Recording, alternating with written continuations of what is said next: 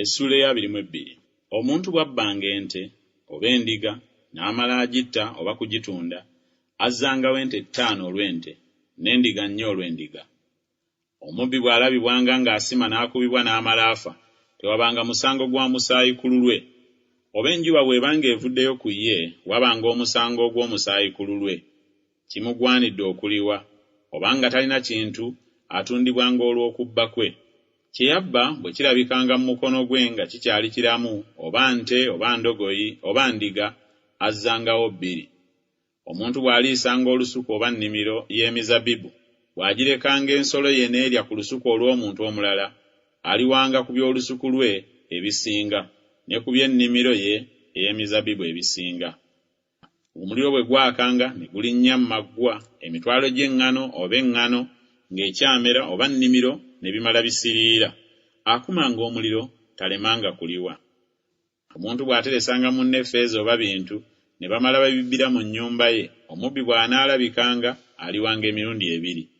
Omubbi bw'atalabikanga, nannyini nnyumba asembereranga Katonda okulaba obanga teyateeka mukono gwe ku bintu bya munne, kubanga buli kigambo eky'okwonoona oba olw'ente oba olw'endogoyi oba olw'endiga oba olw'engoye oba olwa buli kibuze, omuntu ky'ayogerako nti kye kino, ensonga ey'abo bombi ereetwanga eri Katonda. Oli Katonda gw'asaliranga omusango aliwanga emirundi 2. Omuntu bw'ateresanga munne endogoyi oba nte oba ndiga oba nsolo yonna, nayo n'emala efa oba kufaafaagana oba okugobebwa nga tewali muntu alaba, ekirayiro kya Mukama kibeeranga wakati waabwe bombi, oba nga teyateeka mukono gwe ku bintu bya munne, nannyiniyo akkirizanga so taliwanga. Naye bwe bbibwanga ku ye, amuliyiranga nannyiniyo. Bw'etaagulwataagulwanga agireetanga ebe omujulirwa, tamuliyiranga olwetaaguddwa.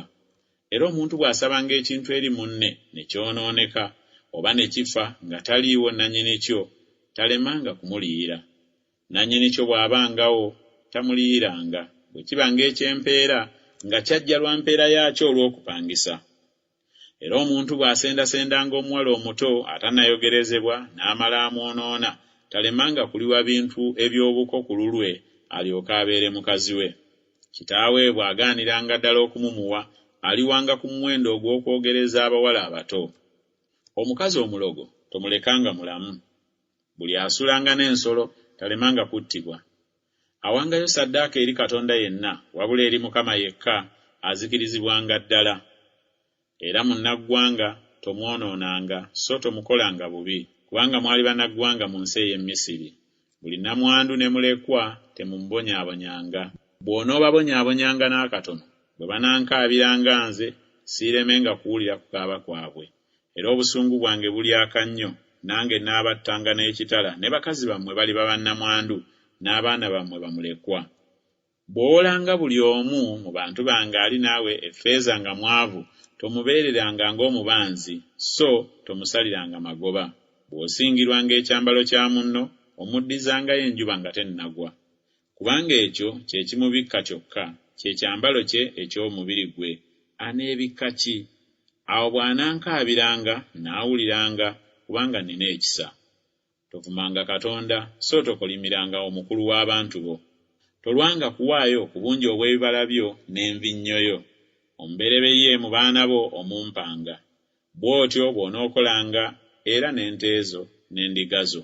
Ennaku 7 ebeerenga ne nnyina waayo, ku lunaku olw'omunaana ogimpanga nze. Era munaabanga abantu abatukuvu gye ndi, kye munaavanga mulema okulya ku nnyama ensolo gye zisse mu nsiko, mugisuuliranga embwa.